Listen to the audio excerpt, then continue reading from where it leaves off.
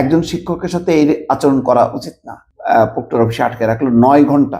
9 ঘন্টা পরে যখন নাকি তাকে বের করে নিয়ে যাচ্ছে, তখন এই ছাত্রী কিভাবে ঝাঁপায় পড়তেছে। আচ্ছা, কেউ যদি না থাকতো, এই ছাত্রী ওই শিক্ষককে কি করতো? আবারও একটা ভিডিও দেখাই এবং কিছু কথা বলা দরকার। দেখেন।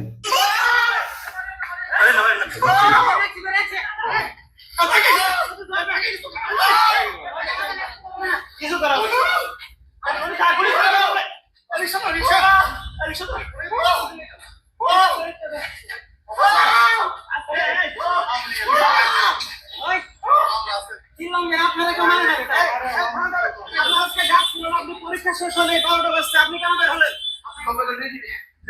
গ্যালারি ছিল, ওটা পিছনে গ্যালারি ছিল, সেখানে পালাতে গিয়ে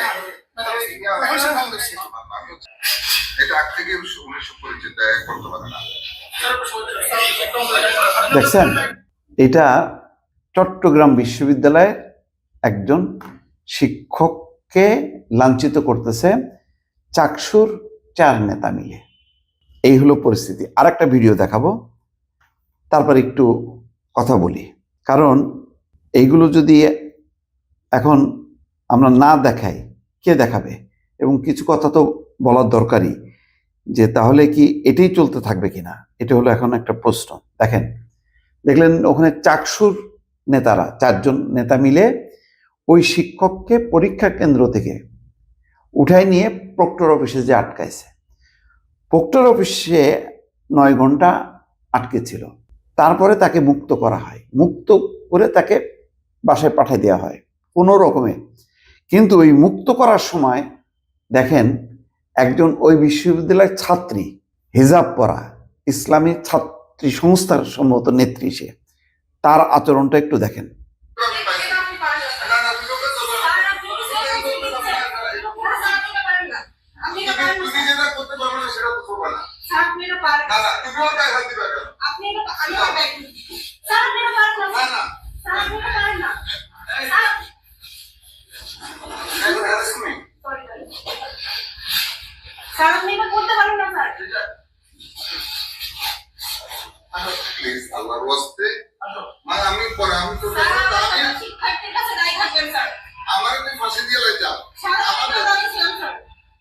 আমি ঘুমাইছিলাম না,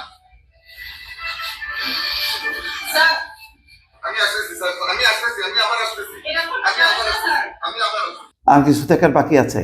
শুধু খেয়াল করেন, ওখানে নয় 4 জন মানে মিলে তাকে একটা হেনস্থা করলো, হেনস্থা করে নিয়ে গেল প্রক্টর অফিসে আটকে রাখলো। প্রক্টর অফিসে আটকে রাখার পর সিনিয়র শিক্ষকরা তাকে রক্ষা করতে গেল। রক্ষা করতে যেও কিন্তু আসলে একটা কঠিন অবস্থার মধ্যে পড়লো।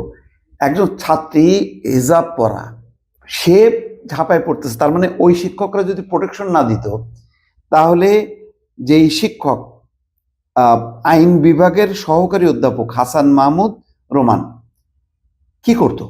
আমি শুধু মানে এটার অপেক্ষায় ছিলাম আর কি, যে এই ছাত্রী যেভাবে হামলায় পড়তেছে, কোনোভাবে মানতেছে না তার সিনিয়র শিক্ষকদের।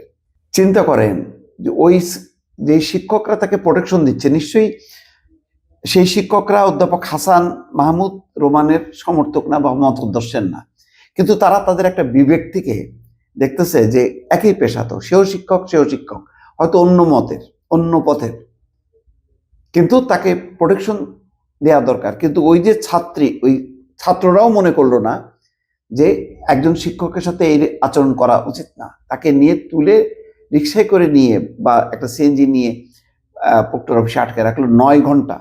9 ঘন্টা পরে যখন নাকি তাকে বের করে নিয়ে যাচ্ছে, তখন এই ছাত্রী, দেখছেন অবস্থা কিভাবে ঝাঁপায় পড়তেছে। আচ্ছা, কেউ যদি না থাকতো, এই ছাত্রী ওই শিক্ষককে কি করতো? ওই পোশাক পরা অবস্থায় কি সে তাকে থাপ্পড় মারতো, মানে লাথি মারতো, কি করতো? এই দৃশ্যটা যে দেখতে হয়নি, মানে আমার একটা মানে এমনি ইয়ে যে একা সে, তারপরে সে মানে একদম মানে মানে তাকে ছেড়ে ফেলবে, এইরকম একটা মনোবৃত্তি। এই দৃশ্যটা মানে আমরা দেখতে পেলাম না যে প্রোটেকশন দিল বলে, কিন্তু আপনি কল্পনা করেন তো তার অ্যাটিটিউডটা কি ছিল এই ছাত্রীর। এখন মোটামুটি এটা হচ্ছে চট্টগ্রাম বিশ্ববিদ্যালয়ের চিত্র। এখন কল্পনা করেন চট্টগ্রাম বিশ্ববিদ্যালয় সহ সব বিশ্ববিদ্যালয় আমরা দাবি করছিলাম যেখানে ছাত্র সংসদের নির্বাচন হওয়া উচিত, নেতৃত্ব বের হয়ে আসার দরকার। কারণ গত 15 বছর 20 বছরের নির্বাচন হয় না, ভালো কোনো নেতৃত্ব বেড়ে আসে না। এই নেতৃত্বরাই জাতীয় পর্যায়ে নেতৃত্ব দেবে ভবিষ্যতে। ফলে নেতা তৈরির কারিগর হচ্ছে শিক্ষা প্রতিষ্ঠানগুলো। আপনি দেখেন কি তৈরি হচ্ছে, এরাই জাতীয় পর্যায়ের নেতা হবে। যে সব কিছু রাজনীতির ঊর্ধ্বে সে তো শিক্ষক। আর যারা এই হেনস্থা করতেছে এই ছাত্র বা ছাত্রী, তারা তো ওই বিশ্ববিদ্যালয়েরই। তাহলে একটা প্রতিষ্ঠানের একজন শিক্ষক আর শিক্ষার্থীদের সম্পর্কটা কি হওয়া উচিত, আর বাস্তবে আমরা কি দেখছি? তাহলে এই নির্বাচনের পরেও, চাকসু নির্বাচনের পরেও বা ডাকসু নির্বাচনের পরে, ডাকসুতেও দেখলে একজন শিক্ষককে কিভাবে তারে টেনে হিসেবে বের করে আনার চেষ্টা করছে, সে কোনো রকমে গাড়ি নিয়ে পালাতে পারছে। রাজশাহী বিশ্ববিদ্যালয়ে একই ঘটনা ঘটছে। এই 3টে বিশ্ববিদ্যালয়ে তো নির্বাচিত ছাত্র সংসদ আছে, সেই নির্বাচিত ছাত্র সংসদের নেতারা নিজে হাতে এই কাজগুলি করতেছে। তাহলে সাধারণ শিক্ষার্থীরা কি করবে? এটাকে কি বলবেন? এটা কোনো ভালো পরিবেশের কথা বলবেন? ছাত্রলীগের সময় আমরা একটা পরিবেশ দেখলাম, এখন দেখছি আর একটা পরিবেশ। এখন আপনারা তুলনা করেন যে না আগেরটা খারাপ ছিল এখনটা ভালো, নাকি আগেরটা খারাপ এখনটাও খারাপ, নাকি এখন ভালো আগেরটা খারাপ ছিল।